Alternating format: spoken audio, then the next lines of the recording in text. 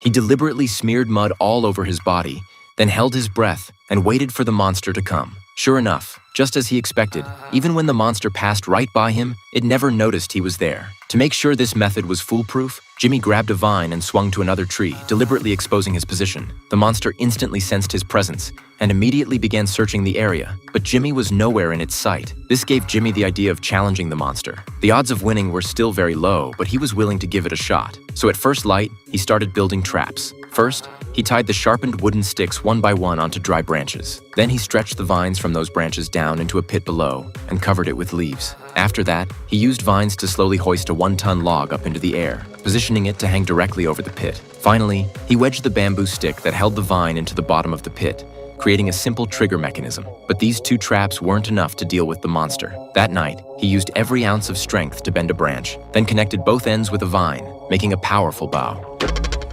To increase the lethality of his wooden arrow, he cracked open 2 mortar shells, collected the gunpowder inside, and made a special warhead. Once everything was ready, he lit a torch, then stood near the traps and let out a loud roar, trying to lure the monster over. Sure enough, the monster immediately heard him and came. Jimmy had already taken cover up in the trees. The moment the monster was about to step into the trap, he drew the bowstring back with full force. The arrow hit the warhead hidden inside the tree trunk dead on. However, even with such an enormous blast, the monster wasn't injured. It only destroyed its cloaking device. Unable to locate Jimmy, the monster went into a frenzy and opened fire in all directions. Under such heavy fire, even though Jimmy was well hidden, he was badly wounded. To survive, Jimmy had to get out of there immediately. Once again, he went from the offensive back to the defensive. While fleeing, Jimmy accidentally brushed against a branch by the side of the path. That subtle detail was instantly picked up by the monster, which quickly followed the trail and gave chase. Ahead of Jimmy was nothing but a narrow log bridge with nowhere to hide. Seeing the monster already closing in, Jimmy immediately stopped and carefully hid himself behind the back of the bridge. Now only a single log separated him from the monster. Any tiny sound at all,